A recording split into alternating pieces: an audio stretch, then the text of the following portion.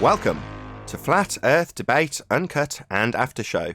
I'm your host, Nathan Oakley, and if you are new to this channel, or you've not done so already, then be sure to subscribe, hit the bell notification icon and join button to keep up to date with the Flat Earth Debate. If you would like to support the channel, there is a super chat that runs alongside each of these shows while they premiere, and there's also a PayPal, Patreon, and crypto link in the info box below the video. Speaking of Patreon, I'm going to do a quick shout out to all of you who do support me on Patreon, so a massive shout out of thanks and appreciation to Guns of Navarone, RMP, Troy Shuka, Bosnail, Justin Duso, Joseph Pizarro, Samson, Maris, Hairy Blade, Mobile Mac 777, Neo the One, Lost Cat FE, Rob W, Open Minded, Reese Pound, Del West Watson, Mike, Muted, Dick Earth Skeptic, NA Literalist, Maria Neelands, Unbelievable Productions, Blue Ridge Ranger, Rob H, Nathan Thompson, The Real Gabster, Windrider, Liam Nedrick, Erwin Jennisons, Abraham Mohammed, Dave Rakia Gafford, Naibai, Adrian Quintana, Skeptic936, Life is Short, Fireball X, Texas Mike, Edwin Johnson, Kirsten Smith, Alexander Main, David Wayne Foster, and Dank. So another massive thank you to all of you for supporting me on Patreon. I'm going to hand over to both Google and Discord panels so you can enjoy whoever is in there and their conversation while I set up for today's live show. Yeah, which just seemed deep. What were we talking about again? We were going through the housekeeping questions and we were just taking our sweet time about it, and there was just a lot of good content on each question. Yeah, I do remember actually. Yeah, it was. Well, you got kids, so it's easy to forget when you have kids to take care of afterwards. Yeah, indeed.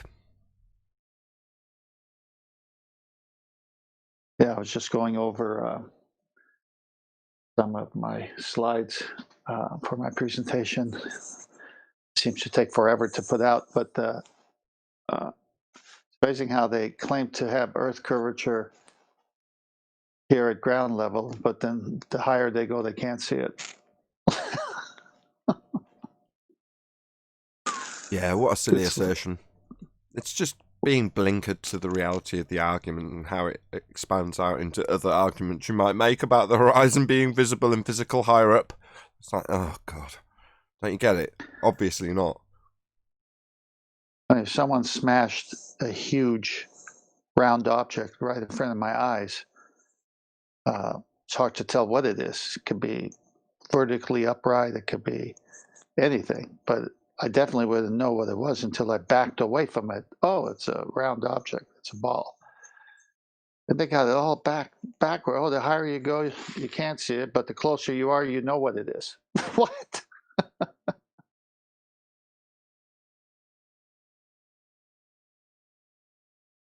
Yeah, they're always going to need a physical horizon. They never got one anymore. That's basically it, isn't it? Yeah. Well, they've discounted perspective, so that's out of the realm of a possibility for them.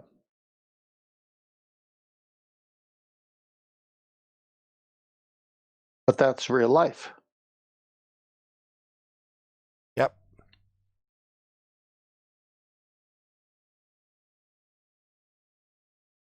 Yeah, it's good. It's good when they come here and they just hit a brick wall and they have to say silly things. That's the best part of the debate.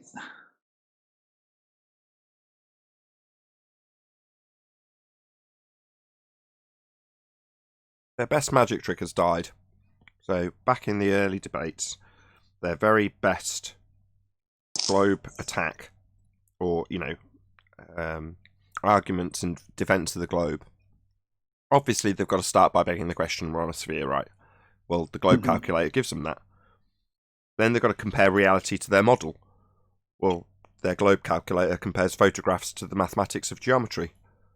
So it's a really useful tool, a really useful trick to null the globe denier into a sense where arguing about how much or how little Earth curve physical obstruction at the horizon we're seeing in a picture means that every time you enter into that discussion as a flat earther, you've lost as soon as you start the conversation.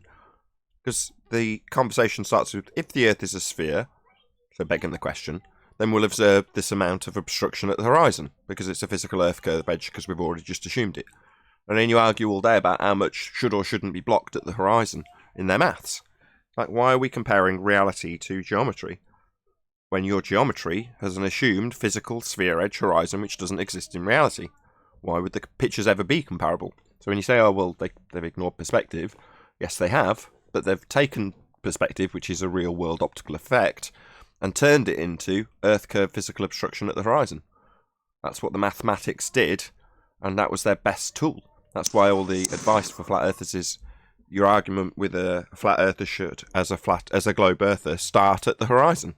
Because that's what it's all about, right? Turning the horizon into Earth curve. Yeah.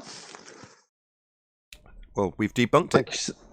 Yeah, like you said, it was, until we drilled down to the nitty-gritty of each word and what it means and how they constructed the fakery. 2014, 2015, it started off with the argument, where's the curvature? Right? Where's what curvature? Yeah, what is curvature? Well, curvature is the physical reification of a model at the horizon, a non-physical location, as a physical sphere edge. That's what the curve of the Earth is, not where is it, because it doesn't exist anywhere beyond the maths. So why are we all looking out with a hand over the top of our brow looking for this curve? So what, they can show it us in comparative pictures with Earth curve maths and say, here's your Earth curve, like Tim Osmond did. This is the horizon. This is their Earth curve. Well, that is where they must start, and they need a physical geometric sphere edge to do it, and we've debunked it with the black swan. Ergo, they don't have any decent arguments for the globe anymore. None. They don't have any. Definitely. Well, when they see perspective, which is really, how can I put it? I'll just say it. They call perspective Earth curve. Yeah. They call the vanishing point the horizon and not actual non-physical location. They call that physical Earth curve edge. And then they calculate how much the horizon, a non-physical location, blocks boats and buildings into the distance with feet and inches measurements that don't change with distance. So it's just a hijacking of perspective. That's all it is. And on the secondary point, water doesn't curve, and no one could show me water curving. And so there's your second point saying, wait a minute, and if it's curved, then that means the water is curved. Correct. And then that brings in their pseudoscience statement of gravity, which they can't, it's just the same way that they can't prove curve, they can't prove gravity. Oh, this is what I've got on screen now, isn't it? The word horizon marked with an X inside profile. So you are eye/camera on the left-hand side of the image. Well, you don't get to see the side of your own head in a picture. They turn the whole picture side on and make a line that runs the length of the picture if you've got a horizon in it, from left to right, into a single X marks the spot point of physicality obscuring your thing in the distance. And then it gives you the word hidden. Well, hidden meaning behind the horizon. Well, if it's hidden behind the horizon, then it's a physical Earth curve obstruction horizon, physical Earth curve edge for boats to fall over. Well, we don't have that in reality. The horizon's not marked with an X labelled horizon. It would be if we were on a ball, like this example. That's a physical sphere edge. And that's what Earth would have if we had a sphere edge. It doesn't mean there wouldn't be a limit of view behind it. It'd be like a hill. A hill in the foreground, Earth curve edge, physical and blocking things. Well, if that's the case, then we've got a physical hill between us and whatever we're blocking as per the depiction in side view, even though we don't see the side of our own heads. So they've merely taken perspective and called what would be a hill in the foreground, Earth curve edge, blocking your view, and called the horizon that. And it isn't. The horizon's non-physical. It's not the edge of a hill blocking your view. That's not what the horizon is. Elijah. Hey, Elijah. Have you heard the 3-point that Miggy created that he brings every new glober that comes to the server, to the 24/7 server? What have you heard what are they? I think Elijah said good morning. Go ahead. So the 3 points that he brings them it's pretty much what we always speak about. versus the curvature of the Earth. Where has it ever been measured? Right, either now in days or in latter times or times before. The second one is axial rotation, and the third is the vacuum of space, medium that you could travel to next to pressure. And by the end of the whole conversation, they've pretty much figured out that everything they know is a belief. They don't actually have any information for it, which they could get past that point, where and every time they try to go back with this, and this, well, you already told me it was a belief that you have no actual information for it. And pretty much breaks them down completely, with all these 3 points. Yeah, top three. Can't have gas pressure without Yeah. a container, therefore the sky is not a vacuum, outer space is fake. Any therefore claimed to be pictures of Earth as a sphere from space are automatically fake. That throws all of those claim proofsies out the window. Then you've got axial rotation. Well, they claim we've got axial rotation and Coriolis deviation as a result. That would be Earth turning underneath at 15 degrees an hour. And things would drift away from you at 1,000 miles an hour on the equator. You'd notice. We don't, because there isn't. Earth isn't spinning. And then last but by no means least, if the Earth is a sphere with a radius of 3959 miles, then every distance to horizon can be no more than 1.2 times the square root of the observer's height in feet. And like the image on screen now from National Geographic, the horizon's beyond the geometric capabilities of physical obstruction of a sphere. This is a black swan. It's beyond the physical parameters at 1.2 times the square root of the observer's height in feet. Now, by coincidence, they've claimed that Earth curve is getting in the way of this flag, and yet the horizon is behind it. Black swan. So there's no Earth curve. The horizon isn't a physical location to block boats and buildings with values in feet and inches or meters that don't change with distance. There is no sky vacuum to take little pictures of paintings of Earth. And you can't have gas pressure without a container, i.e. sky's not a vacuum. And what was the last one? We haven't got any axial rotation. No axial rotation, no sky vacuum, no Earth curve. Black swan, Coriolis effect, and the sky vacuum. Second law of thermodynamics. Top three. Yeah, top three, and which then they gather. Yeah, I mean, pretty much all they have is a belief,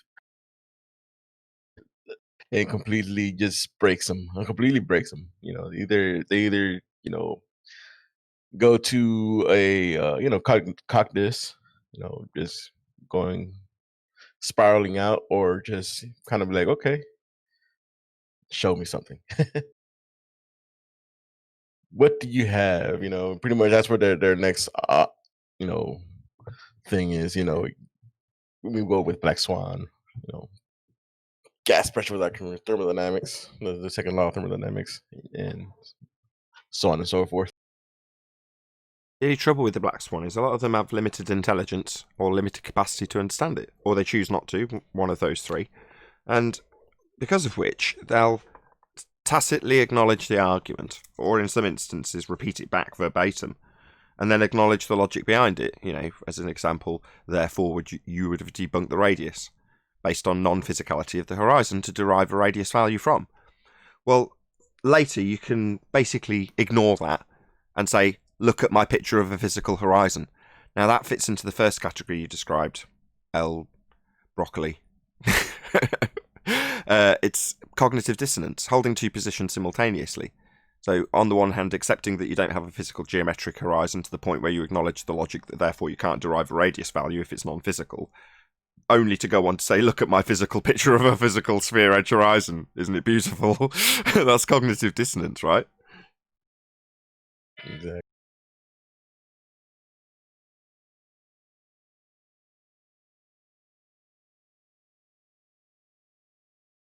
That's our fault, really. We bamboozle them.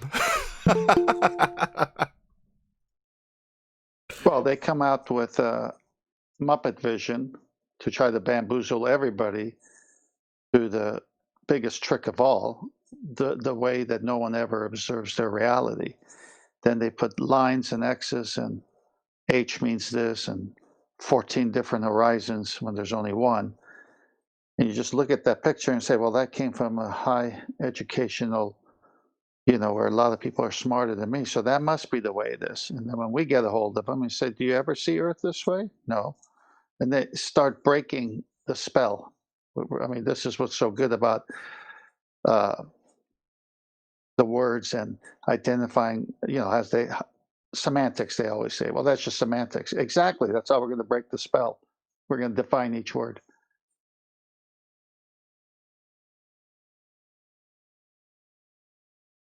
Hey, Brian. Hey, everybody. How are Good to have things you with here.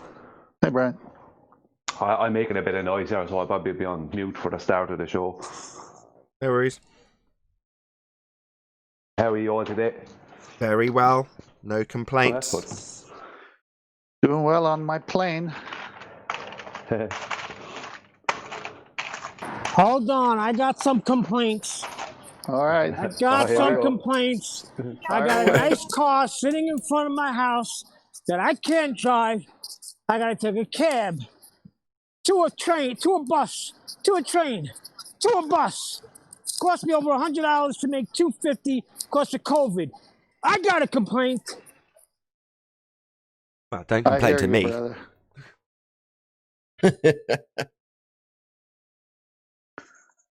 Say it like it is. No, but the bad part is I don't know when I'm gonna get this freaking thing registered. Everything's closed.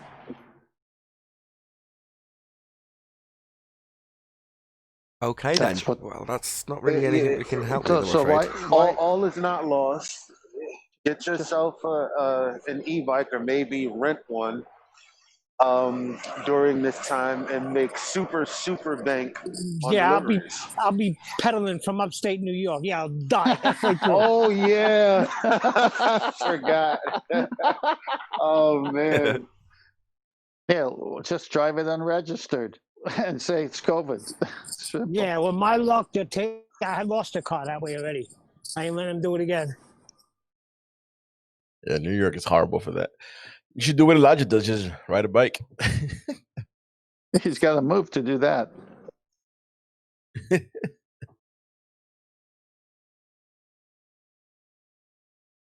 See if you can rent one of the old Chase spaces right in the middle of New York for next to nothing. Now they're all closed down.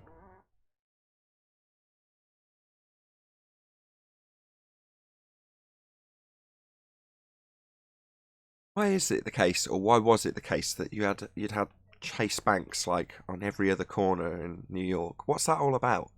Why do you need so many banks, and why do you need so many of the same? It was the same thing with the Starbucks when they first came out. I didn't even Starbucks know I what can they get. were. I can understand the logic behind a lot of people wanting coffee, but I can't understand a lot of people wanting more than one Chase within 2 blocks. That doesn't make sense.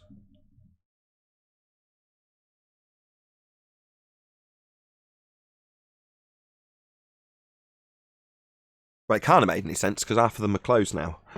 So clearly they weren't needed.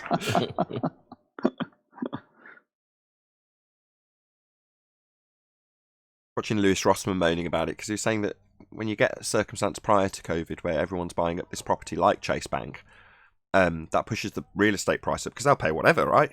And they'll just keep paying it. But then when they all fold or they all move out, obviously the landlord still wants the same amount of money and is under the false impression that that's what his property's worth. So you just get all of these really nice empty banks sat dormant because they can't find a single soul to actually rent them at the property value that they were getting when they had a bank renting it.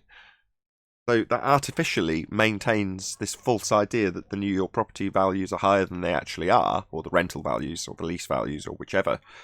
And that can only sustain itself with nobody actually pumping any money into it for a certain amount of time, right? That will collapse eventually if everyone's like, well, it's just too expensive, I'm not going to rent, and then somebody moves out and then they've got that rental income not coming in anymore.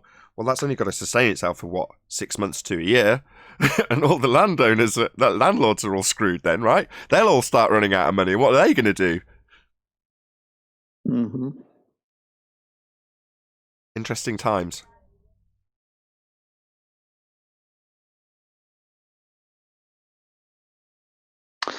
These are interesting times, that's for sure. Right. But the bigger picture Neil can't get his car registered. That's all that's important right now to that man. Mumble mumble. Who was that? And my wife does holiday cookies, and she's got a bunch of orders. She took them, and I don't even know how I'm going to get them there. Oh no, not the cookies. Yeah, I mean, the this cookies. I'll take some pictures and put them on there. front page news, They're man. outstanding. Rainbow cookies, pinoles, arugula. She makes really nice ones, and they're delicious. Have you contacted Channel 7 about this? Neil, why don't you just rent the car for the money you're spending? Get to work. You can I rent might the car. do it. Well, because I just come back from a rental all last week for my father-in-law's funeral. But I might do that. Good morning, peeps. Hello. Good morning. You know what it is? It cost me over $800 just for like 9 days. That's insanity.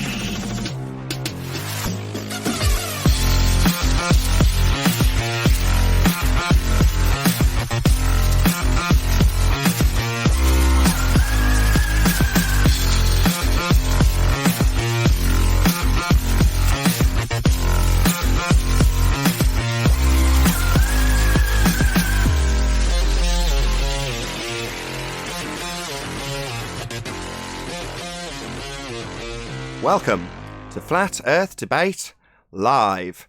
I'm your host Nathan Oakley, and if you are new to this channel, or you've not done so already, then be sure to subscribe, hit the bell notification icon and join button if you'd like to become a Nathan Oakley 1980 channel member and keep up to date with the Flat Earth Debate.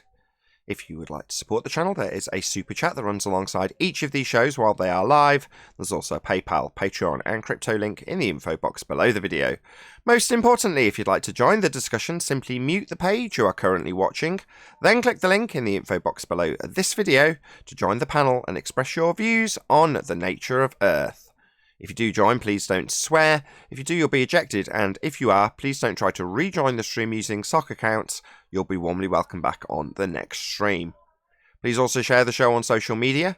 Sharing the show obviously increases the live audience, but this in turn increases the chances of a more diverse panel, so please share the show on Facebook and Twitter. One last time, if you're new to the channel or you've not done so already, then be sure to subscribe, hit the bell notification icon and join button to keep up to date with the Flat Earth Debate. Now, we are joined by somebody trying to join right in the middle of my intro. We are joined by Sleeping Warrior, Neil, Elijah, Chocolate, Brian's Logic, 10th Man, and a whole bunch of people in Discord. So welcome one and all. Good morning. Good morning. Hello, everybody. Yo, yo. Good Good afternoon. morning from a windy New York. That's just what I need to hear. Lots of windy noise through your mic. No, good to have you all. Welcome. Weekend is long behind us. The excellent session of housekeeping only just happened yesterday, but hopefully we can keep that spirit going throughout the rest of this show. Hello, Discord. Let's see if we can get a bit of life out of you today. Wasn't much from you yesterday. Hey, how you doing? Morning, guys. Good morning. Any evidence of a physical geometric sphere-edge horizon, formerly known as the curve of the Earth? Not from Hacienda Heights. Might have heard something about it. You've heard of a man who knows a dog, right? Right, but when you actually trace it back to the person, they will just say, no, we never claimed a geometric horizon. So, Yeah, even when they're holding up a picture that says this is Earth curved with pictures of the horizon, they'll say, we don't claim that. When you point out that they haven't got a physical horizon, yeah. Very amusing. Yeah, I don't can care teach what children. they say. No distance to the horizon measurements. None of those. Even though they claim they have distance to the horizon formulas. You guys, What we the could do audience, is can Google that. we could just teach it all the children, and unless they go to physics at undergrad level at university, they'll never find out that the edge that we perceive, the horizon, isn't actually a physical edge. They'll all believe it, but we'll just teach it to them anyway, even though it's false. That's exactly what does happen. Were you saying that in irony? Because that's precisely the circumstance that befalls us. But then they'll tell us like they were telling us 3 years ago. You guys make up perspective. That's what they were telling us like 3-4 years ago, right? You flat earthers made up perspective, right? All of a sudden this year it's like, oh shit, it's perspective, guys. Perspective's a dirty word if you're a blurther. A glurfer? A glurfer? Yeah, blurther, yeah. Sorry, a glurfer, as in globe earther, is now glurfer. I like it a lot. Yeah, blurther, yeah. I love it. Any evidence of axial rotation of the Earth-based variety? Are we spinning? Any evidence thereof? Now, there's two whirlpools in the sky, Nathan, but if we make them conceptualize that we're on a spinning ball, they'll perceive those two whirlpools in the sky as axial rotation points, even though we never present any evidence of axial rotation. We can just let them think it in a model. Oh, right, so if I assume travelling south leaves me antipodal on a ball by first assumption, then that's proof that I'm antipodal on a ball when I look at things in the sky that are above me in both instances. I see. Very clever. We'll not tell them that if they don't assume that, then it's flat. I see. So to assume that those stars above you, and always above you, are actually below you, you just have to first assume that when you travel south that you're actually travelling to the bottom of a ball, even though there's no evidence or demonstrable facts that prove that on the way. Yes, you must assume that, Nathan, otherwise it's not a ball, is it? I see. That's why they always seem to start their conversations with, well, if the Earth's a ball, blah, blah, blah, blah, blah, blah, blah, blah, blah, blah, blah, blah, blah, blah, blah, therefore the Earth's a ball. We should start all conversations with, if the Earth's flat. But the Earth is obviously and observably flat, so during my example of travelling south, nothing will indicate that you're doing anything other than travelling across a plane. And if you were flying across it, that's how they'd treat it. And if you're surveying it, that's how it's treated. So it's flat. No, it's not like that's an assumption. That's the obvious and observable nature of the reality that faces you. If you imagine that you're going round a ball, Nathan, then it becomes a ball. No, it doesn't. I've done it. I've travelled all over the world. It's definitely not presenting itself in any way, shape, or form as ball-like. What he's telling you is it's not a ball, but you can think of it like a ball. Yeah. Yeah, but when I was thinking of it as a ball and travelling over its surface, nothing presented itself as ball-like. It was still obviously and observably flat, even though I literally did think I was on a ball. I actually did think that, and it still didn't present itself in any way, shape, or form as ball-like. At all. Whoa, you're getting way too logical. Calm down. It's not even logic. A dog shit sandwich. It's just not logic, other than you could say, is it modus ponens? If A, then B, A, therefore B. If it looks flat, it's flat. It looks flat, therefore it's flat. You know, do you know what do you want me to say? It's not logic, it's just like, look how flat it is. It makes too much sense. It can't work. It's too simple. It has to be all complicated and convoluted. Well, it can be. If you want to believe you're on a ball, you can make it as complicated as you like, but you'll never see any indication that it's in any way actually ball-shaped. The ground beneath your feet's always flat, obviously and observably so. Yeah, it's flat. Yeah. Any evidence of the distance to the sun? We can calculate it. Oh, can you? Yeah, we'll just assume that the sun's in its physical position and assume that we know its size based on an assumption that Venus is the same size as Earth, and then assume that Earth's a sphere, and we'll make lots of assumptions, calculations, and logically come to the conclusion that based on those assumptions and calculations, the actual position of the sun that's apparent is therefore 93 million miles away. Okay, so you're going to calculate the distance to the reification of the assumption it's a physical object. Yes. Yeah, because it takes 8 minutes or so.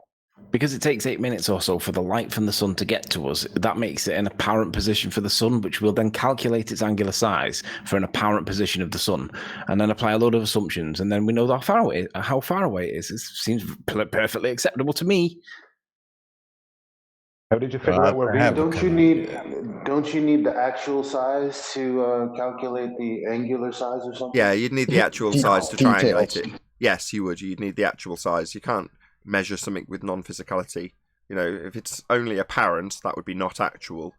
Then it's not tangible. How are you going to measure something intangible? It's ludicrous. From both sides of the argument, I might add.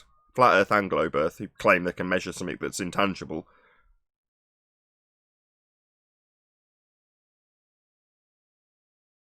Yeah, it's just as ridiculous when I hear Flat Earthers saying it's 3,000 and 4,000 miles up. It's like, really? Yeah, show me your tape measure that got you that distance. Oh, I triangulated it. What, you triangulated something that moves as you move? Wow, that's useful. Body's feeding back. Just leave sleeping warrior. You turn your speakers down. Any scientific evidence of gravity? Doesn't me at all. Wash your mouth out. Might have been Al Broccoli. Any scientific evidence of gravity? No, we'll just assume that it's always there, right? We'll never demonstrate that it is there. We'll just assume that it's there, like you assume that the skies are vortices. What is there? Gravity. We'll just assume it. Yeah, but what is it? What is it that you are assuming is going to be there? Let him define it. Hold on. Let him define it. Go ahead, sleeping warrior. We don't know. Next question. No, we do. It's the uneven distribution of mass in a model causing the bending of space-time. That's what it is, Arwin. Nathan, I was citing Neil deGrasse Tyson. The greatest gravity quote ever. Go ahead, Sleeper Warrior.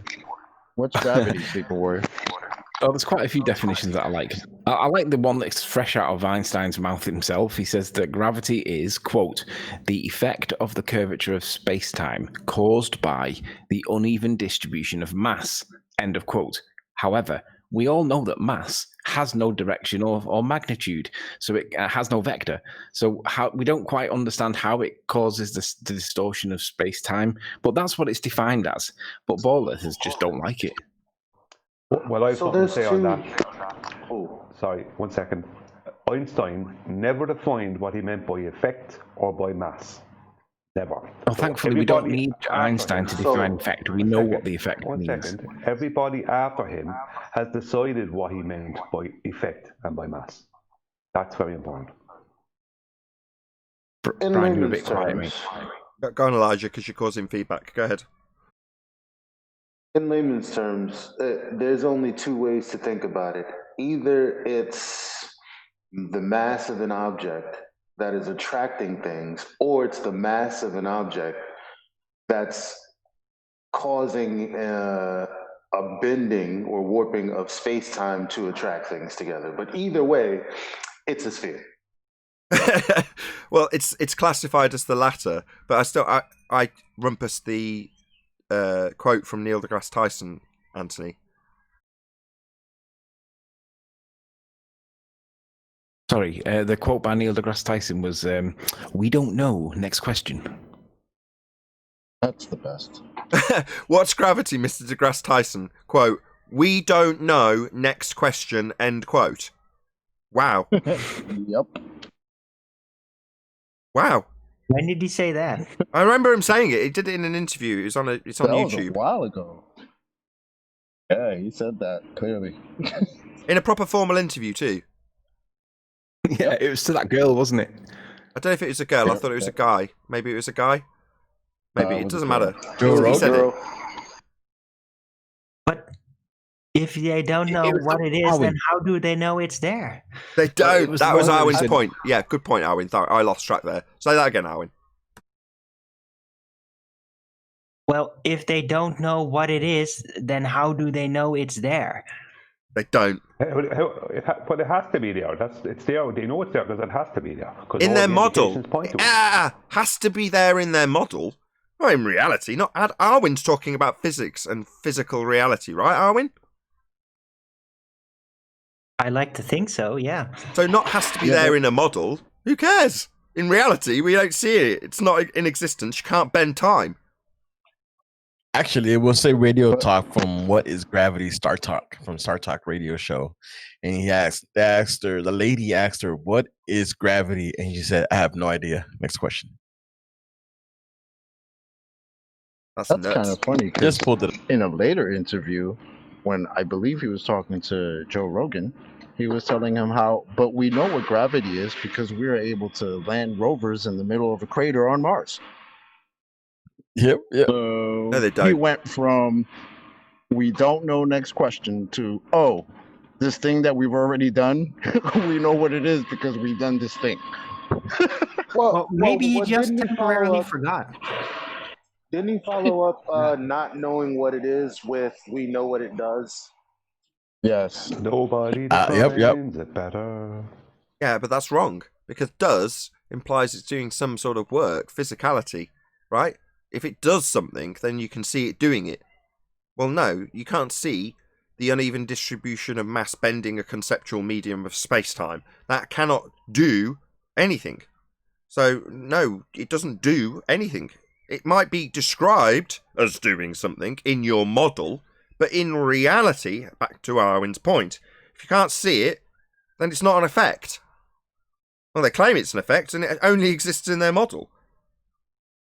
Well, but you can see the effect they claim. Not even the effect. It's like they don't know what it is. So if you don't know what it is, then how do you know it's there? That's like a fundamental logic question. Yeah, and furthermore, how can you attribute cause to it? I don't know what it is, but I know what causes it and what it does. Well, if you don't know what it is and you can't see it and you can't qualify it and it hasn't got any physicality, how can you A, know what it is, and B, know what caused it if you don't even know what it is you're looking at? So gravity is just a complete load of nonsense. But the effects of gravity are all around us. When you drop your phone, it falls to the floor. So there is the observed effect.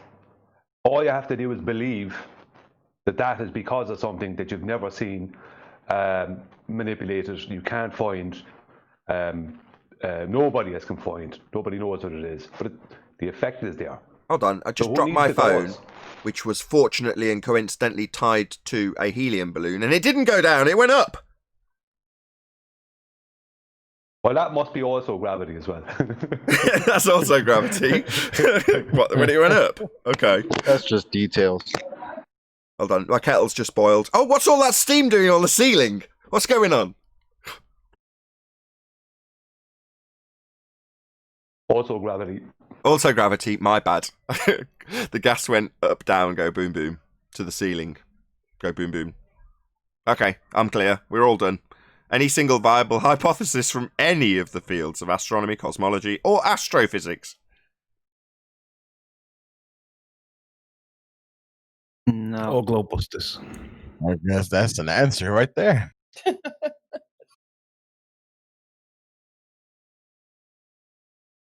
Just complete silence. Any globers in Discord? Have any viable hypothesis? If any of this crap?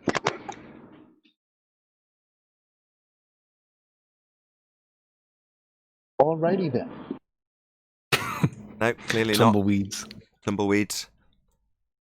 Any evidence of the R value, Earth radius?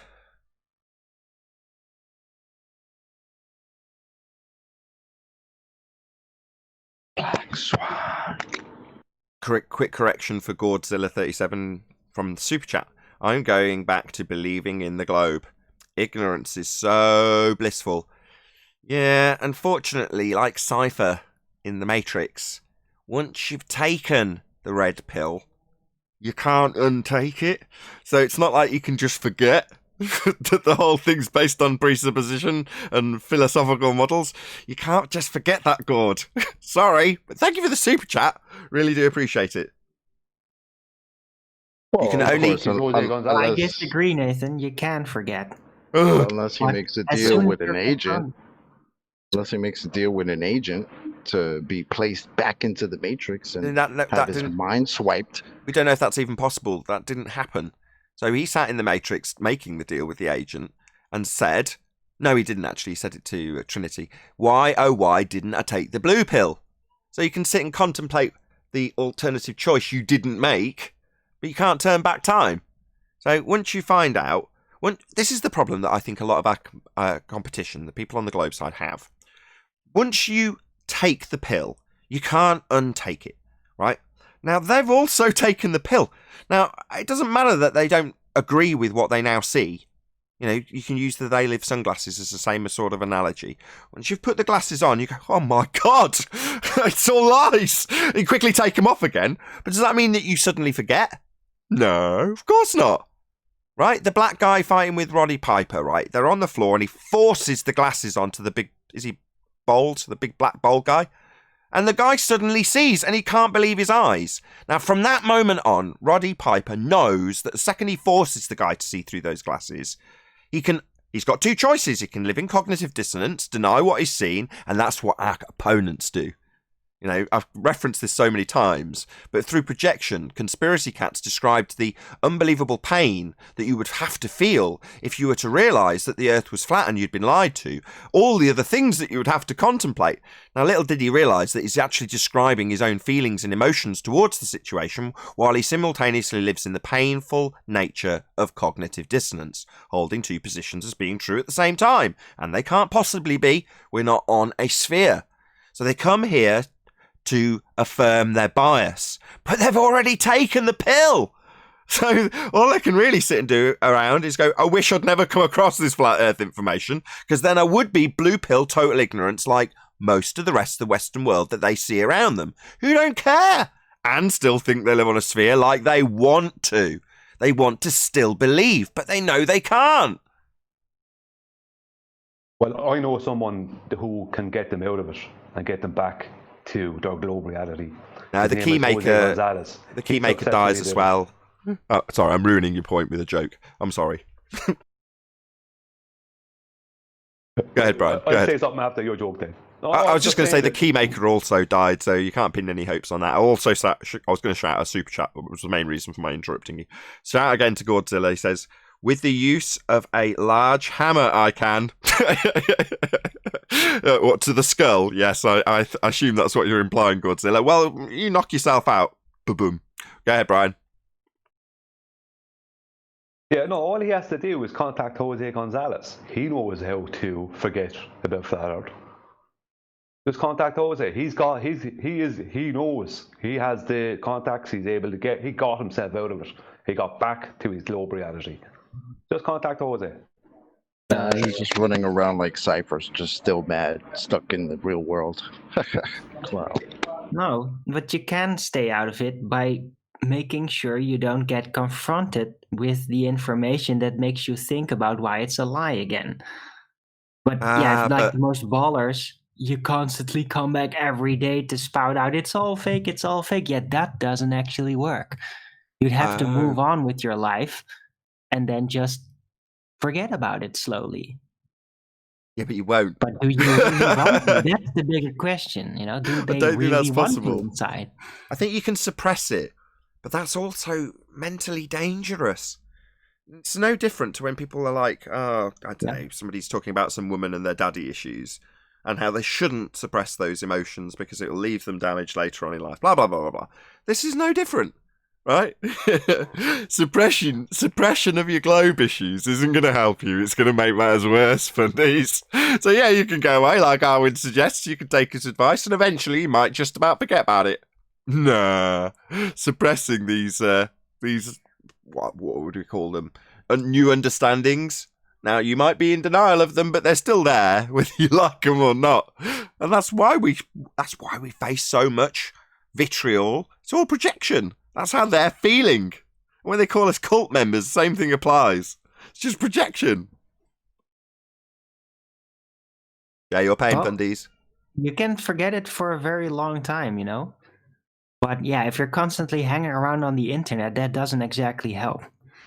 They're looking for confirmation bias in the negative, so they want us to be proven wrong.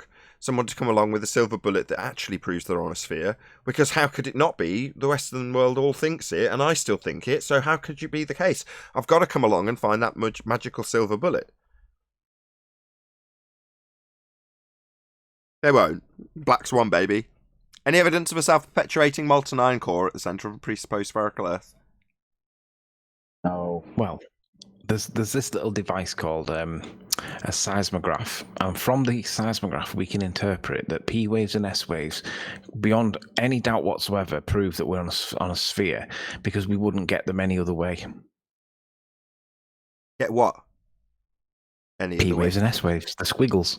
Yeah, but the squiggles are representative of things that they're scanning, are they not? Oh, you just don't understand, Nathan. Yeah, Are they but not? the readout of the squiggles with the P waves and S waves, when attempting to physically confirm whether the predictions were correct, never worked out. So it's a nice concept that you would be able to actually get that right at some point, but there's no proof that you can actually get that right as of this point. So it's not proof yet. It might be proof in the future if you were able to perfect it. Any evidence you can have gas pressure without the necessary antecedent of a container to press upon? Somebody sent me a link yesterday to a video that was 12 months old, and it was a guy say, I think it was something like respect your intellect or similar, and he was describing how basically gas pressure can form in a vacuum without any other like mechanism other than just itself, its own existence. And basically, in short, his argument was that you get two gas molecules that get close to each other, and then they become statically attracted to each other, and then a third one comes to it, and then a fourth one comes to it, and it starts creating its own gravitational force. Literally, that's how he described it, and I was like, oh my god. It's brilliant. Any more? Any evidence that you can have gas pressure without a container, given that a lot of people think the sky is a vacuum and that we've somehow developed and maintained gas pressure here without a container? No, the only way you could ever even model it is by creating a inconsistent just so story, because every time you factually address the concept in any sort of fashion, it always turns out it's an absolute impossibility in every way conceivable. Only sloppy just so stories can make you temporarily believe it's a possibility. Possibility to have gas pressure without a container? Yeah, it isn't a possibility. You're right.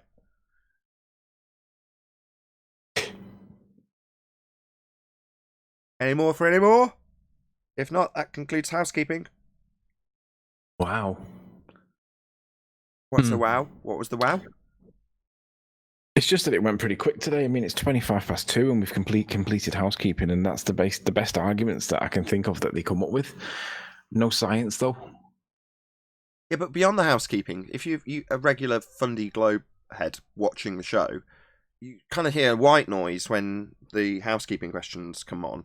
And then, after the fact, once you've ignored all of that, suppressed it, you can then do things like point to the picture of the horizon from a high-altitude balloon and ask, well, how do you explain this, flat earthers? Not realising that little hesitation I put in for dramatic effect was them suddenly half contemplating that they don't have a physical geometric sphere edge for a horizon anymore. This thing on screen has no physicality. That line isn't physical. It's an apparent location, where in this instance, the clouds meet the sky. Well, neither of those two things have any physicality. So what's meeting what now? Well, nothing's meeting anything. It's a not actual location. It's non-physical. But yeah, you could put this line through a curve calculator and claim how much the clouds are blocking things in the distance. Right? No, it's non-physical on the ground too. The fact that you do have actual physical ground doesn't mean that the horizon represents a hill in the near foreground, Earth curve, blocking things in the distance. It's absolutely absurd. The horizon's not a physical location. Doesn't matter how high you go, it suddenly doesn't become physical. The black swan isn't overcome with altitude. It's absurd.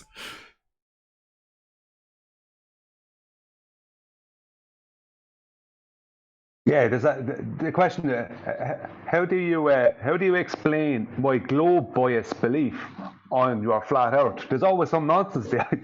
People are expecting you to explain that's purely based in a globe model. Yeah, they've got a expansion from a philosophy, and that expansion has been explained and taught as a model. But then many, if not most, of the Western world has taken that as read, and reified it into existence. And from there, it doesn't require any real interjection from any powers that should not be. It's self-perpetuating. People will continue to make memes about globes and talk about how things operate globally. It's part of the language now. So it's self-fulfilling in terms of the indoctrination now. It's not the case that if you see a subliminal globe dropped into a South Park episode, they've put that there because they necessarily want to keep you indoctrinated with the idea of being on a sphere. It's just part of our general Western world. That's part of what we have, a globe belief. It's just ingrained. The problem is that I don't think it's been around long enough to be permanently ingrained, and there's a lot of us right now on this panel who say, well, there's no evidence of it. It's just a philosophy, it's just a model, and we don't live on models. So whether or not this globe idea actually takes root into the consciousness of people, I think is unlikely. The fact that it's been attempted by whoever and whenever to do exactly that, I think is just going to show its failings as time progresses, because it's so untenable as an idea. And absurd. The idea of people hanging off the bottom of something below me, with their sky below me, it's utterly ridiculous. How it's got this far, I don't know.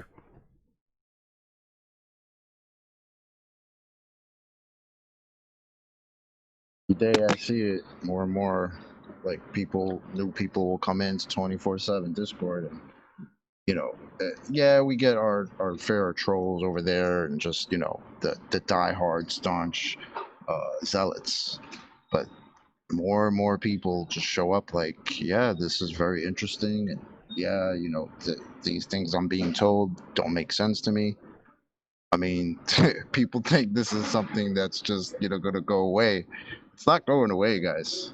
People are waking up to this nonsense, to this magical spinning water ball that has no empirical evidence. People are waking up to it. I'm glad you mentioned that. So, Joey Rocha made a really interesting point a couple of days ago on one of his videos. He kept it short and sweet as well. Check it out. Joey Rocha's channel. He was pointing out that there's... I'll ask the question first. Have you all heard of, or are you aware of, something called the Streisand effect? Yeah, that was to do with her trying to sell a house, wasn't it? And she wanted privacy, so she demanded certain pictures get removed. And what everybody then did was went and took the pictures that she couldn't get removed to make the problem even worse for her. Pretty much. She just had somebody take pictures of the famous, and one of them was her house, and it got published online and had been downloaded. I'll have to be correct if I'm wrong, but I think it was 8 times it had been downloaded off this website, the image. So it's just a downloadable file of a picture of Barbara Streisand's house. And like I say, about 8 people got hold of it, but she took umbrage to it and sued and for its removal. Now, as a byproduct, it was downloaded millions of times and published, just countless times, because she tried to suppress it, and only because she tried to suppress it. Now, what is it? It's probably 18 months, maybe even 2 years since the American state senate, or whoever it was, literally sat in front of YouTube executives and said, what are you going to do to suppress this flat earth thing? And they went, we're going to stop recommending it and put a little note underneath saying earth isn't flat. And they went, okay, that'll do. Good enough suppression for us. And it was really off. They published it. They literally showed videography of them saying it, the questions and answers and what they were going to do. They published it and told us, this is what we're censoring. It's like, that is going to be subject to the Streisand effect then. And in recent times, I don't know if Joe Rocha has made the connection I'm now making, but it's like, yeah, you've got people telling us all the time about others who've come to, seemingly from nowhere, this subject. Well, if it's being suppressed, that's supposed to stop that happening, isn't it? Isn't that the point of censorship? Well, if more people are coming in and it's expanding out, clearly it's not been successful censorship. It's actually been subject to the Streisand effect. So, unlucky. On that note, a lot of the people that'll come in are kids that are like high school kids that'll come in and say, but my friends are talking about this in school. All my friends are talking about this, or, my friend sent me this, the link for this server. They're all talking about it. And even though sometimes, they might come in like 3 or 4 trolls at a time, 1 or 2 of them might say, hey, this actually makes sense. So exactly. As far as the kids, like, it's getting to the kids, man. they're starting to wake up, which I think is a beautiful thing, man. And the only thing you know what? I wanted to use, sorry, just to interrupt, I wanted to use it as a segue to thank my audience, because for the last 18 months, since that was made overtly obvious, I've encouraged my audience more so to share the show. I say it in chat, I say it during the beginning and the outro, etc., etc., etc. I'm constantly plugging the idea of sharing the show on Facebook and Twitter, because obviously, yeah, it's great to say, oh, well, actually, the Streisand effect, well, you know, on the flip side of that, no, we are actually being suppressed in some form or another. So without people sharing the show. But I think the reason for what is now being described by Joey Rocha with the Streisand effect is as a direct consequence of that one guy or girl that's gone, okay, I will, I'll stick it on Facebook. And they do. And that means that exposes it to their circle of friends and so on and so forth.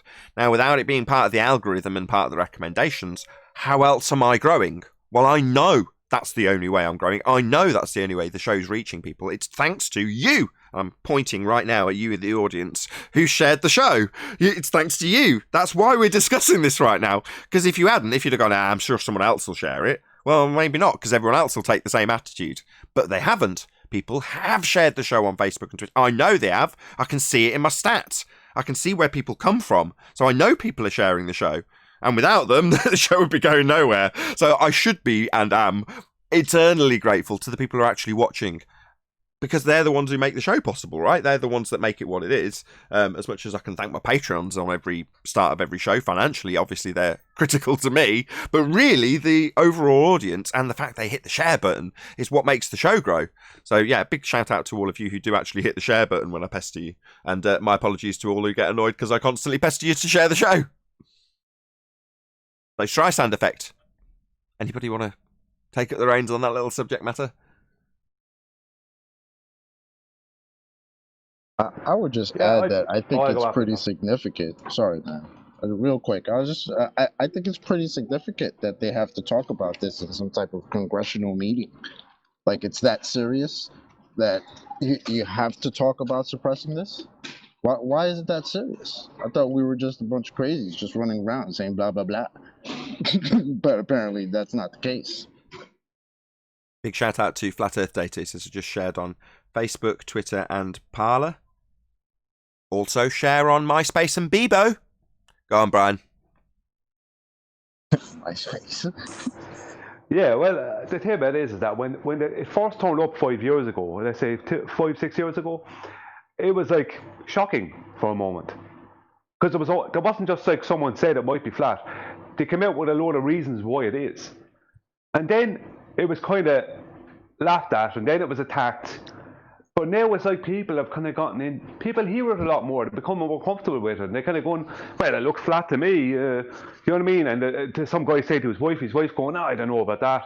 And then, look, eventually she says to herself, well, I didn't see any curve on that flight from Denver to wherever. You know, so bit by bit, it's just like, you can try and, why are they trying to hold it back? What's the big deal? If it's not flat, why are you worried about it? And it's like, you know, ordinary people who are at home on YouTube are, you know, and that are like they are eventually just kind of becoming more comfortable with the idea. So it's like people just have to be comfortable with it, just accepting it. Well, that's something I've suspected, that, you know, this is a soft release. In other words, the pushback is only so it doesn't grow too quickly. In other words, people are going to find out eventually. They already have, and the numbers are growing. Therefore, you can't let the floodgates open, because suddenly that will cause a lot of cognitive dissonance all at once in a mass of people who might want to aim their cognitive pain towards powers that should not be, that may or may not be to blame. Well, you don't want to risk that. So better to have it released slowly and let people, as you call it, get comfortable with the idea first, or that it's even a subject first. You know, I saw Spurs Chemo release a clip of a game show where they have it as a question: how would you react if your girlfriend told you that the earth was flat? And the first person asked was like, well, I'd hope that the man just agreed with me. And then they go on to give, you know, any agreement with the subject matter as a bad answer. And eventually no, I'd disagree, and tell them they're an idiot. Cha-ching! Good answer. It's just part of the programming. Yeah. But by the same token, while Spurs is pointing out that look how they program us, bad answer equals flat Earth good, good answer equals flat Earth an idiot. Well, yeah, but it's on the game show softening up the people to the idea, Spurs. Not that you pointed that out in your point, and it isn't your point, it's mine. It's still on the game show. So there's potentially plenty of people watching that game show who've never even heard the words flat Earth, said positive or negative. The fact that it was 2/3 negative, 1/3 positive, with the first reaction being, well, I hope they just agree. It's like, well, that's at least got some balance to the presentation. And now the subject matter is definitely a part of someone's cognition that it wasn't before. Well, that's positive. Yep. That's awesome. Shout out to Spurs Gimo. His channel's called Under No Pressure, and also Joey Rocha for giving me the idea to talk about the Streisand effect, which is extremely interesting. Suppression of something that you potentially could have just let lie and have it have no effect. By suppression, you end up exposing it to more people because they're like, oh, what's that being suppressed for? Go on, whoever it was in Discord. Albraculia? RB 1985, did you want to add something? Or Redman? I'm just seeing loads of people with that. Go ahead. Go ahead, Albraculia. Yeah, I don't think it was good. Sorry. If I went.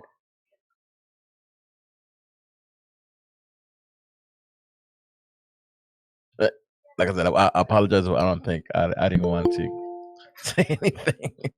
No, fair enough. I'm glad Flatsoid's come. Let's just wait till he's in. Hey, Flatsoid, I'm glad you've come. We were just talking about people who've turned, and Chocolate's advice was to go and see Jose J.G. Gonzalez to get advice on how you can just take the blue pill after taking the red pill. And I know that you've had some interactions with somebody who's of a similar ilk, feels they can turn back time, take the blue pill after. Go on. Yeah, hey. STST. Well, I've been calling him out that he wasn't really a flat earther from the beginning. I mean, if you really come to the truth, you're not going to go back to the global lie. It just doesn't make any sense. If you understand what I'm saying. I mean, if you're going to figure out what the truth is, why will you discard the truth and go back to the nonsense that can't be proven?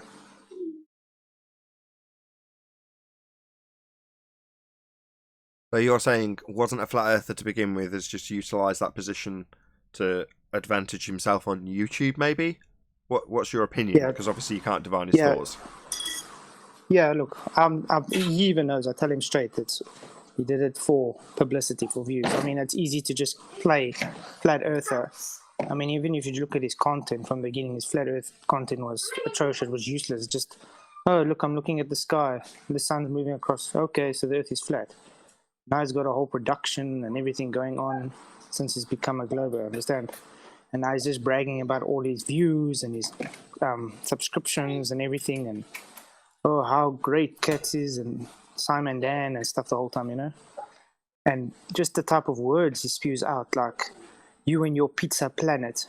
You tell me one flat earther that's ever said pizza planet. I say it in reference to globe earthers who scorn us. So I would say words to the effect of, when do we ever say that a boat would fall off the edge of a pizza planet or pizza pie? I thought it was Slice Barcane that said that. Slice Barcane. Slice. Boom, boom. Man. That's dire, but very good. Cheesy. Dad jokes. Right, shout out to Al Junkie. I only take the red pill prescribed by Dr. John D. He's not a medical doctor. Don't take anything that he prescribes you. Hey, on Some top people of the need certain suppression, pieces squared away. Oh my God, that's dire. Good one. I was going to say, on top of the suppression, to me, a big factor in this is the response, not just the suppression. Because if this was, I mean, I've said it before. If it was a ball, it would just be a ball. it would be self-evident. We wouldn't need to even talk about it, right? But the fact that these people have decided to step up and become the guardians of their little galaxy and defend their globe model, I think that's almost as big as the suppression as far as how devastating this topic is to the current narrative. Because I mean, if you what would force them to do this, right? Yeah, I mean, if you're honest with yourself, you're definitely not going to turn back to the globe. You can't tell me one surface. If you're honest, you're literally going to go back to a conceptual, being conceptual that's unproven, and then just go and spew nonsense about making fun of flat Earth after you were claimed to be a flat earther. Oh, I would. I could and would if you gave me answers to all the housekeeping questions, which are based on the fundamental premises of the globe claim. So if somebody gave me answers to all those questions, you know, where do we get the R value? Where do we see a physical geometric sphere edge obstruction for boats and buildings? The problem is that none of these things are ever going to be provided. In other words, from my vantage point, looking over my position, I go, well, if someone came along and offered me all those things, which as it stands I see as an impossibility, then I'd believe I was on a globe because I would be on a globe. But we're not. So how are we supposed to provide physical geometric sphere edge like a hill in the way of something in the distance? That's what they need. And we just don't have that. So, you know, I would go back if we were on a globe, because it wouldn't be going back, it would be obviously and observably a globe. It just isn't. Yeah, that's... I mean, I don't know if you've seen Simon Definitely Dan's a latest difference. podcast. I don't think They're moaning about the same questions that we have, and then I'm telling them, why you haven't even answered the previous arguments. How do you expect us to make more arguments? It's right.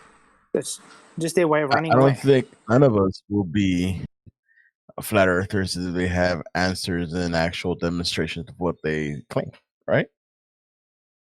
Well, we just want to be shown that we're actually on a globe physically, rather than being told, well, Earth curve only exists in the maths. It's like, that's what they're telling us. So you want me to go back on being a globe head, do you? Okay, well, don't tell me that Earth curve only exists in the maths, as Rumpus did. Because that's not going to get me back on a globe. I mean, if you guys want to do what you expect me to do for you, which is they expect me to convince them of a flat Earth, and I don't care. I'm not interested in convincing anybody of anything. I haven't got the time or effort or inclination to do so. But if they want the same in reverse, they want to convince me to be on a ball, then don't tell me Earth curve only exists in the maths. Because then Earth curve only exists in the maths, right? It doesn't exist in physical reality. That's what they're telling me. Yeah, very convincing. That's going to put me back on a ball quick sharp, isn't it? No. The only thing that's going to get me back on a ball is if they can show me gravity overcoming entropy. Yeah, prove space is real. All your bloody videos and films and story time, Jack and Ori, that you expect us to believe on TV screens, if you expect us to believe them, don't have it all taking place in Narnia. Don't have it taking place in a reality that can't exist, i.e. sky vacuum, space, outer space. If you're going to have your narrative come from a fake place, don't expect me to suspend disbelief about it. I can't! You're expecting me to believe it as my reality, not suspend disbelief that we can have pressure here with a sky vacuum called outer space, because that's absurd! Yep, and even space.com apparently is trying to help you guys out. Trying to tell you guys, well, don't appeal to the evidence and arguments. That's not what this is about. This is about trust. Oh, so you guys got to appeal to our trust? Well, it doesn't help our trust in you guys very much if you want to come here and tell us nobody claims that the horizon is the Earth curve. Literally at the same time while presenting horizons as Earth curve. How am I supposed to trust you? Because that just makes you look like a crazy person. Yeah, who was it that said that? Right. Who was it that said about gaining trust? Because that's spoken like a true cult leader. Don't worry about proving our philosophy real. Worry about gaining the next cult follower's trust. Yeah, well, I mean, that's the thing about it. You see, it's kind of a respect my authority type of thing, where they just say, look, trust that we have the science. The scientists know. It's that kind of an attitude. Trust that it's there. They already know all this. It's that people who are saying it's not a globe, they just don't understand that it is a globe. That's basically what they're saying to people. You know, rather than saying it to us that we don't understand. The thing that irritates me is we have to school them on their own rhetoric, and then they come and tell us we don't understand.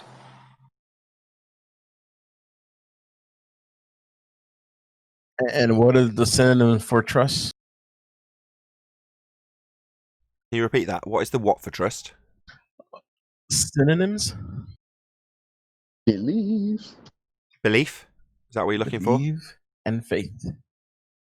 Believe and faith. Yeah. I put one in Skype for you, the page of that article, Nathan. Master B. But my point being is they're not even saying to us, it's not even that they're saying to us, you don't understand. They're telling other people that we don't understand. And this is what it's like. The science is already there. It's already been proven. It's proven for a long, long time. These people don't understand. But they can't, but at the same time, publicly, they can't call us stupid because we don't prove to be so. So they say, oh, they're not stupid people, but they just don't understand. No, and this is what this is at the present. This is at present how they're trying to push it on the public. Brian, it's like me telling you you're stupid, but you're not stupid. I've got your arguing from evidence, specifically a reference to the globe on screen, Chocolate. Yeah.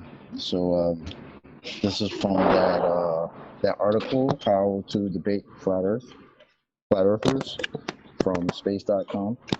And after the entire article of going through what is supposed to be evidence and proof for this magical spinning water ball we're supposed to live on, the last section of this is called Arguing from Evidence, and the author says, however, I don't think this discussion is really about the actual evidence or the scientific process. People who believe that the Earth is flat aren't coming to that conclusion from the same types of observations. They instead believe that we are being misled and lied to, that scientists, including me, want you to believe the Earth is round despite its flatness. Found that very cute. So the question isn't why do people believe in a flat Earth, but rather why do people believe in a conspiracy? And the answer is the same reason it always is: a lack of trust. Don't you think it's amazing now that the latest argument is they're pushing thermodynamics as a conspiracy? Yeah. That's pretty funny. Just descriptions. They're not conspiracy theories. They're just descriptions. Yeah, but you see, they have to say it's a conspiracy now because if it debunks the globe, they have to try and demean it somehow. If it debunks their globe, it must be because they say they, and I use that term with air quotes. They say, "Oh, if we follow the scientific method so rigidly, then the second law of thermodynamics can't be used." It's a fucking law of nature. Get that through your heads. Don't misrepresent my family ever again. Thank you very much. Please, no one say any more. Sorry. Yeah, well, that we discussed that on Ballbusters. It's because they've convoluted a natural law, a description of something that occurs in nature always, with something scientific. So they call it a scientific law. So that when they then describe something causally, they can attribute the word science to it as though it's in the same bracket. So they say, well, my science for my astrophysicist friend here is as follows, and they list off their description and just so story for something they've observed, potentially a phenomena in the sky, but they give you a causal relationship which they haven't established with science, but they call it science. Well, when it comes to actually attributing a description to something that occurs always, that's not establishing cause. There's no asserted cause of the second law of thermodynamics. It's merely a description of something that occurs in nature. Well, you don't have descriptions being conspiratorial when it's merely something that applies always.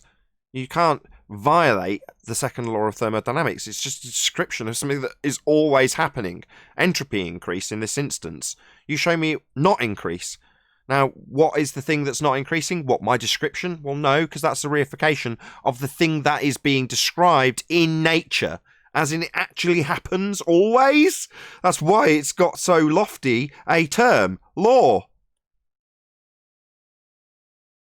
Yeah, there was never a reason to try to prove it because it was so evidently obvious. Exactly. Occurring always. Exactly. Just to the public out there, anyone who's listening to this live or at any time after this, can you find anyone in your life who told you, who asked you for trust and asked you, did you trust them, that you ended up being able to actually trust that person? Anyone in my life history who asked me for trust and asked me to trust them, they were the very people you could never trust. Because someone who's looking for your trust is someone who has no intention of keeping it. Trust me, I'm a con man. Wink, wink. Yeah, these things, these concepts like trust, love, things that aren't tangible, right? Like, but like physical, but it comes from elsewhere.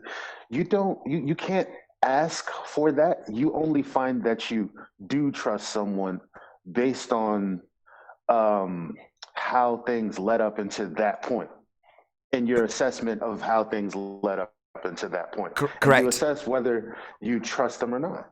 Correct, but what they can get out of people, and I think it was you that described this, Eli, it's the understanding. Well, what does that mean? It means that you are supportive, if you want to use a different word, of the position that is being described to you. You stand under that description.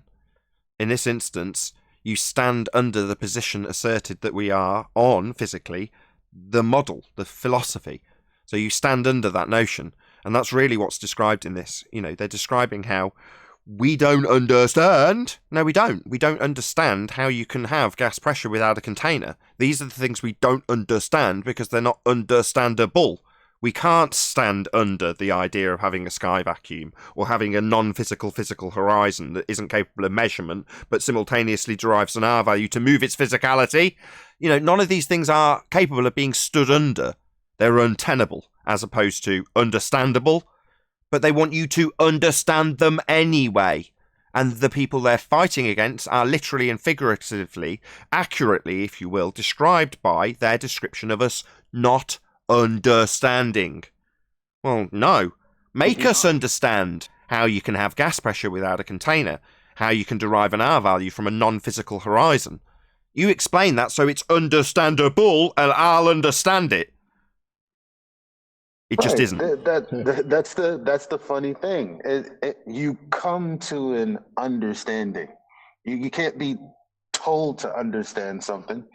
Like, you come to that understanding based on a few logical steps. Or you can be told and ridiculed if you don't. Well, these are the bad people because they don't understand. Or in many more accurate ways, described as they don't agree. I'd say it's like this, and they don't agree. That's really what it comes down to. And it's not because we're just belligerent, it's because it's not something to be understood. In fact, it's riddled with contradictions. You can't tell us that you don't have, and nobody claims there's a physical geometric sphere edge for a horizon, and simultaneously hold up a picture that says, this is Earth curve. How is that understandable? A contradiction's not understandable. That's the problem. So we're never going to understand if it's complete nonsense. Yeah, it's like me taking a hammer and hitting you over the head and saying, don't worry, it won't hurt the next time I hit you, and I hit you over the head again, and you're going to keep on believing me. That's exactly how the globers are. Exactly. Well, I've experienced it hurting. Yeah, but you don't understand. I'm saying it won't next time. Clonk. I experienced it hurting. Yeah, but you don't understand what I'm saying. Yeah, but what you're saying doesn't match reality. Any more to add? With that, I'll say if you are watching this on either Nathan Oakley 1980 or Nathan Oakley Programming streams, then stay tuned as there will be an after show to follow. Unfortunately, if you are watching this live, this is where we bid you farewell. A huge, massive, enormous thank you to all of you who shared the show, smashed the super chat, commented, subscribed, and all that good stuff. Be sure to check out nathanoakley.com and the Flat Earth Debate Forum to keep up to date with the community debate. I've been Nathan Oakley once again. Stay tuned if you're watching on a programming stream, and I'll see you all in the next video.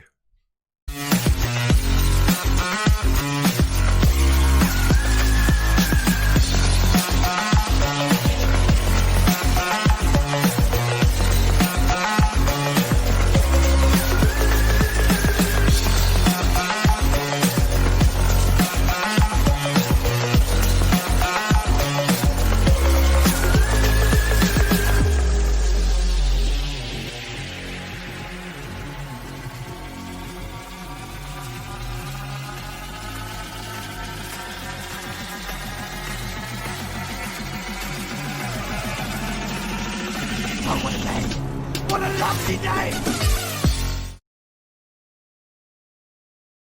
What a day. What a lovely, lovely day. You guys need to be aware that there's a fucking killer premiere going on in my channel in like 1 minute. Make sure you check it out later. Oh, why didn't you say that in the live show? Oh, that's totally useless because nobody's listening to that. I know, but you can play it now if you want. It's only about 8 minutes long, 9 minutes long. I'll watch it after the fact. Don't kill my after show, Anthony.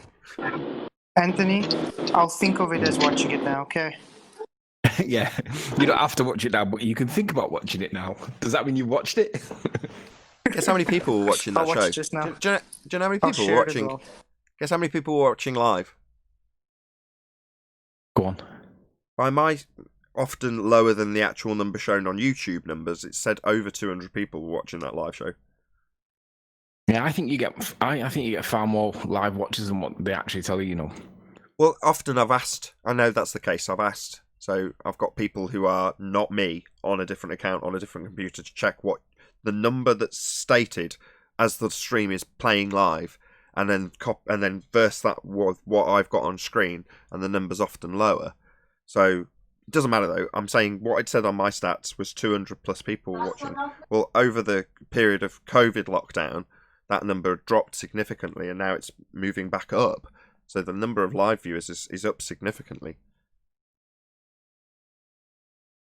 That's good. I'm very pleased. Very good, yeah. Yeah, couldn't be more pleased. I remember a couple of shows before COVID. We were maybe about 300. Something like that. Exactly. But then it dropped right down, and some of the shows were getting 100 people watching, or 110, 119 sometimes. You know, that was what the numbers dropped to at their worst. Obviously, at the time, you're like, well, you've got to plod through. That's just the way life goes. And I churned out masses of edited videos, much to the detriment of my health and stress and time with my family and all the rest of it. But you just have to do what you have to do. But I'm delighted to see that, you know, the numbers are now moving back up in the right direction towards where they were at their peak, which was like 320 people watching live at one time, which is just for me. I don't know about anybody else, but I'm just talking about myself. That for me is amazing. So 200 is just excellent. It's well in the right direction. That's good. If it's going to grow more, it's going to go well. I get happy when I hear that the numbers are going up, even though it's not my channel. So, yeah, it's yay. funny, Brian. It's funny, Brian, because they say the flat Earth is dying. Who? The same clowns in chat that were here 5 years ago, saying that the same thing. Flat Earth is dying. And yeah, some of them are my longest subscribers and watchers, and you're like, at the end of some of the chat streams, so I'm watching the premiering stream, which I often do, I'll thank them as well. It's like, you know, thanks for watching, because we're adding to the stats as much as anybody, as much as you're here telling us how we're clowns, with absolutely no rebuttal to anything we put in the chat, just occasional gotchas.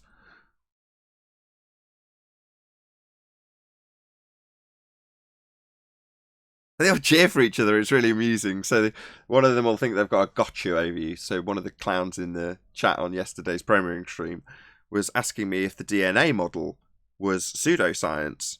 I'm like, I'm not making any claims. But at some point, eventually, he claims he's got scientific validity. And I'm like, okay, fine. I even said the word hypothesis. This is the chat troll. I'm like, okay, excellent. What's the hypothesis then? Now that you've made a claim about it, because obviously this is part of your argument to prove we've got an Earth curve in this flat Earth debate chat. It isn't. They just want a little gotcha. It's like, well, okay, no worries. I'll take apart any claim you make, but I don't need DNA as part of my argument for anything.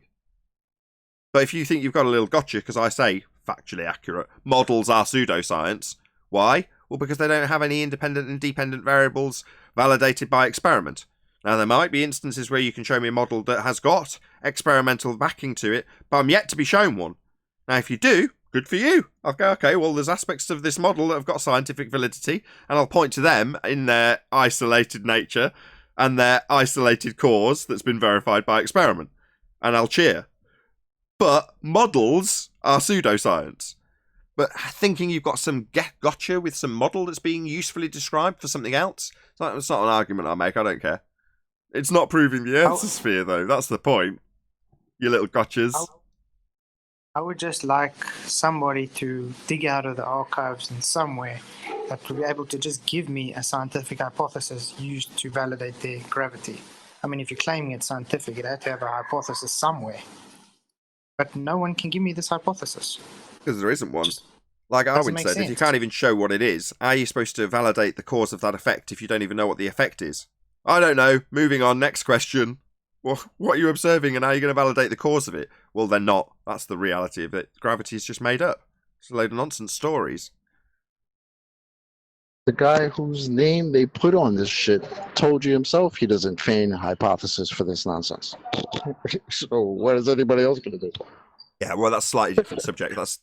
That's Newtonian gravity, but we're talking Einsteinian. But yeah, the old and busted was attributed to somebody who definitely didn't want it attributing to them. So we very rarely use this incorrect title that it has been given, 105 years out of date though it is, which is Newtonian gravity, I hesitate to say, because he didn't want any part of it. I love that the old and busted has caught on. I'm loving it. You know, how did they come up with globes in the 1500s? When they're saying, well, look, now we know what it looks like because now we've been into space. It's like, yeah, but what about before then? You still had globes, but like, what's that about? Because it was always a working philosophy. Well, what does that mean? Working philosophy? Model? Does it mean that it has any bearing on your ground beneath your feet? No, it doesn't. The fact that you could work out, there's many different philosophies beyond the heliocentric one. There's loads of them. The fact that that one's been reified into existence by the Western world is neither in or there. It's just another philosophy. Yeah, it's like, oh, look, we've ventured into second law of thermodynamics violation, a conceptual medium that has never been proven to exist. And boom, we have a snapshot of the same thing that we've known to exist forever. Yeah, well, they had as a working philosophy. They say that we've known forever. But no, the fact that they may have had, and this particular part of their historical narrative is probably complete bunk also and made up, but the fact that they have part of their historical narrative with declarations of their philosophy going back through their claimed history doesn't mean that working philosophy was also reified by the arbiters of the philosophy. No. If they were even slightly of any intelligent decency, they would recognise pretty quickly that they don't actually stand on the model. They're merely using the stars and their movements as a way of describing future movements based on predictions from old movements. Well, that doesn't mean that they would suddenly say also, as it's said now, well, therefore we stand on this philosophy. No, I don't think they would. And I don't think that's implied in anywhere in their own narrative either. But they just say it because it's useful. We've known for thousands of years we're on a sphere. No, you may have, according to your history, had a philosophy that the world could be described in this way. But that doesn't mean we're standing on that philosophy, or that they thought that they were either.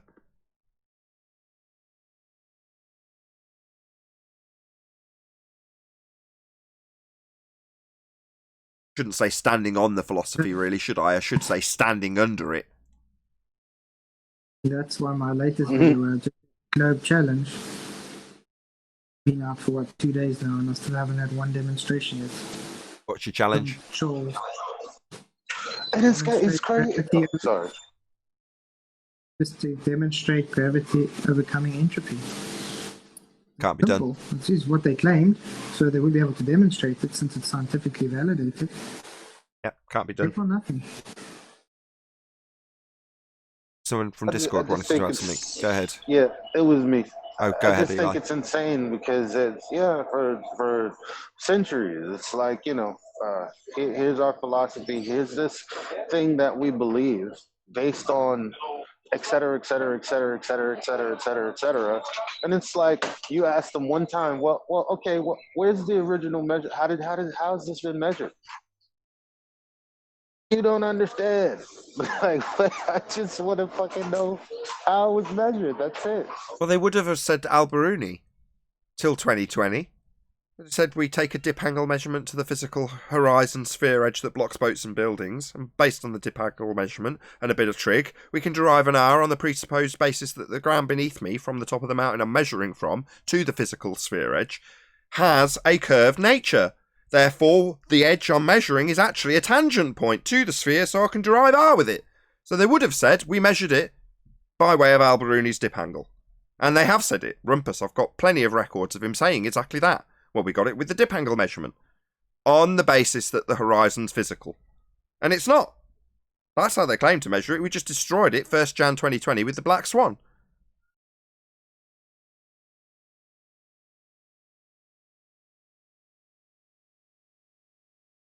Dum dum da dum dum da dum dum dum dum dum.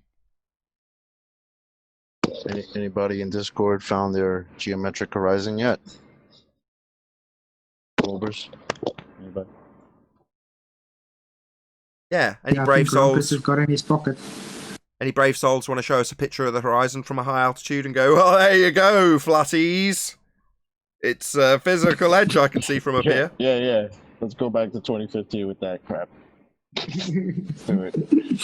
It's physical, but I'm looking at through a distorted lens that makes it optical. But because I want it to be physical, it has to be optical. But you couldn't stick a flag in it. Or mark it with an X, label it with a horizon like we do in the maths. You couldn't do that. Unless we need to and get the hour, and then we'll move the position that it's non-physical to a different position with the hour that we didn't measure. Because that makes sense. I understand.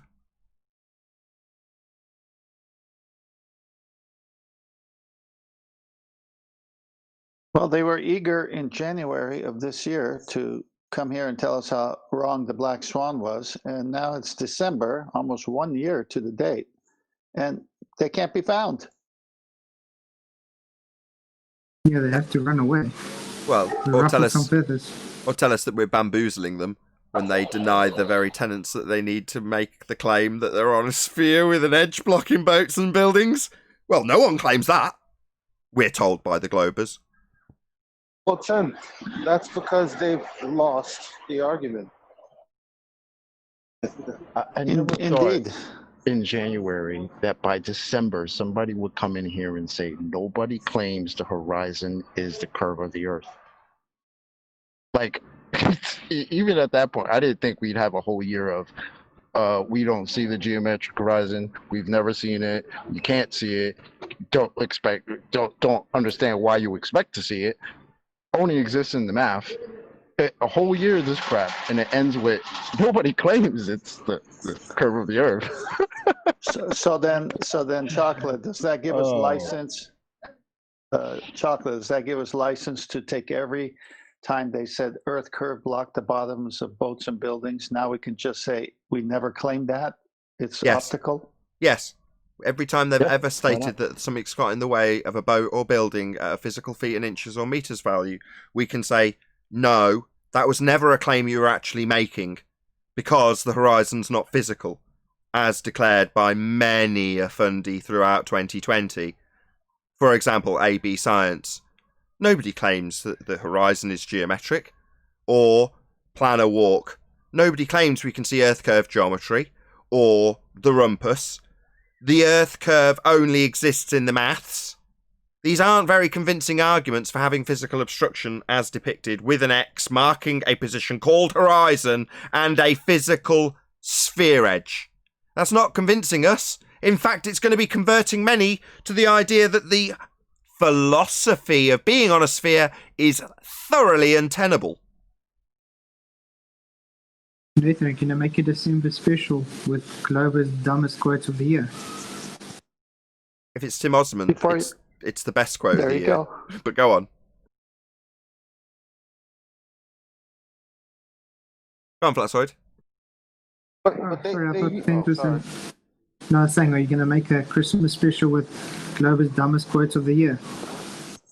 I mean, we could, but it's more, to me, it's more pertinent to point out that when they all get excited because we're covering some stupid thing that they've said at any given time, that they're just flavour of the month temporarily because of their own stupidity. So, you know, it's not the case that people who are now what I call a regular part of the show are part of our language because of somebody's specific stupidity. For instance, gas go down, go boom boom is because of a direct quote from Thunderfoot Clown when pouring bouncy balls into a fish tank. Now, while every show isn't being labelled about Thunderfoot and detailed about Thunderfoot, as it was when it was first prevalent during this year, it's just now part of the show. Now, you move on a couple of weeks, couple of months, and you get to Simon Dan in our chat, you know, saying, of course I believe the Earth curve, of course I believe the reference frames rumpus in the chat, you know, while his greasy lawyer's defending the fact that he's denied them. Again, they all get very excited with covering it. Oh, you're obsessed with Thunderfoot. You're obsessed with Simon Dan. It's like, no, and likewise, we're not obsessed with Tim Osman. It's just so very useful to point out that somebody who's been touting the same observation, labelled this is Earth curve of multiple comparative shots of the horizon, would come on the show and say as follows: nobody claims the horizon is Earth curve. End quote. One of 3 slightly varied quotes that all said the same thing. Nobody's claiming the horizon is Earth curvature.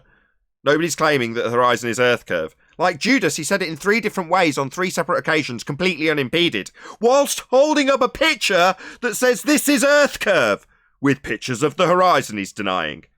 Judas, eat your heart out. So Tim Osman, yeah, we're not obsessed with him. He's just a very useful idiot who didn't understand the Black Swan, came us and told us how silly it was, only to, on the same show, deny the existence of a claim even being there for the horizon blocking boats and buildings, like in his picture. Just as stupid as Thunderfoot Clown and Simon Dan, equal to, and now part of our show vernacular. Nobody claims the horizon is Earth curve. Right, Tim? Gas go down, go boom boom, like bouncy balls in a fish tank. Right, Thunderfoot? You and your reference frames are ruined. Right, Dan? But can I point something out? And correct me if I'm wrong anywhere in here, but they don't use math. They don't use the math in their model to say that nobody claims that we don't see a geometric Earth curve. They actually use perspective and vagueness, because if they were using some kind of R value and then wrapping light rays around that curve, giving it a slightly bigger radius, i.e. refraction, then they only have 6.6 times the amount, not 10 times the amount that we see in the Black Swan. Be careful. No. And I'll tell you why. Okay. The reason no is because to make that extrapolation, you need R. So to say, even if they could, which they very easily could, say no, refraction is 23/7R, whatever fraction they need. You know, they can make it as little as they like or as much as they like. They can go in either direction just by changing the value. But the value's based on R. So if they're going to move the position of a physical obstruction to a refracted non-physical location with a value for refraction that uses R, they're going to need R. Now, this is called Arwin's paradox. How do you move the physical geometric sphere edge horizon with an R value if you require a physical geometric sphere edge horizon to get the R to move it to a position that's not physical. If it's not physical, it can't be measured to give you the R. It's a paradox. So you can't get R to then make your extrapolation to say, well, you can't say that it's only 5% beyond 7/6 R. It's actually 10 times as far. How are you going to move the value? Well, they just changed the value. But they still need R, and they can't get it without the physicality. And because they're moving it, this is what Huey recognised when he first developed the argument. As soon as they say refraction, they're saying the horizon's non-physical, right? So they can't get R. So originally, QE was like, no, you don't need to present a different black swan that's slightly less blurry. I want them to say refraction, because that leads to Arwin's paradox. As soon as they say the horizon's refracted, oh, so not a physical sphere edge then? Not capable of giving you feet and inches value as it blocks stuff with its physicality then? So you're moving it to a non-physical location, and now you're doing it with R. And how'd you get R? With a physical horizon you're telling us isn't physical. Yeah, that's a problem, isn't it? Leaves the model untenable. And when they try and justify it as you've done, by saying, well, we've got a much higher rate of refraction that day, it's very bendy crane refraction, so very non-physical horizon then, where are you getting R? But see, while I agree with you there, I'm only talking about the source that I'm reading the 6.6 from with Andrew Thomas Young. So I agree with you, but I'm saying they don't even have the math to, like, what they're doing to go beyond that has nothing to do with any math whatsoever, is my point. Well, it is, because Andrew Thomas Young tries to make it so by drawing a line of sight to a position that we cannot see. So in his description, he says, we've got a line of sight to the apparent horizon. And he's describing that as a geometric position that you can't see. So in his doublespeak, he's got a line of sight to something you cannot see, and that's the physical horizon, which we don't have. The horizon isn't physical. So even in Andrew Thomas Young's description, it falls on its ass in his little sentence that says, now we will draw a line of sight to the geometric horizon. Well, you can't draw a line of sight because you need sight of it, and you haven't got it. So that's where his explanation also falls to pieces, when he tries to insert an R value that's been derived from a physical horizon. You're right. Just to add to that, with the ridiculousness of, just to add to the ridiculousness of 7/6 standard refraction, also called terrestrial refraction, if that was the case, we would have daylight all the time, because the sun's light would be constantly being refracted around the sphere, and the sun would constantly be loomed up, because of what they call looming, up above the horizon. So, you know, if there was on a night where there was a full moon, you'd have the sun out all night, sunlight all night, and you'd have a full moon. No one would be able to drive. They do claim that. No, that is their explanation for the Seleninian. That is exactly what they claim. It's all refracted. That's correct. Not laughable, and they should be saying that. They do say that, Brian. You laugh. Hold on. I just don't want the gravitas of this explanation to be lost before I do my outro. That was pointed out to me by Chris before we parted company. And I was like asking him about the various different models and how they worked, comparing flat with globe. And at some stage, I actually stumbled across that fact. Well, the light rays are all moving around in a curved nature, right? Well, therefore, nothing is where it's supposed to be, ever, in their model. And Chris said, yeah, it's all refracted. Nothing is where it's supposed to be. Facts. All of the light's being bent, right? Always? So nothing's where it's supposed to be on a globe model? Just wrap your head around that while I say my outro and thank yous. So a massive, huge, enormous thank you to both Google and Discord panels for making today's after show possible. And of course, a massive thank you to all of you in either Nathan Oakley 1980 or Nathan Oakley Premiering streams for hopefully smashing the super chat, liking, commenting, sharing, subscribing, and all that good stuff. Be sure to check out nathanoakley.com and the Flat Earth Debate Forum to keep up to date with the community debate. I've been Nathan Oakley, and I'll see you all in the next video.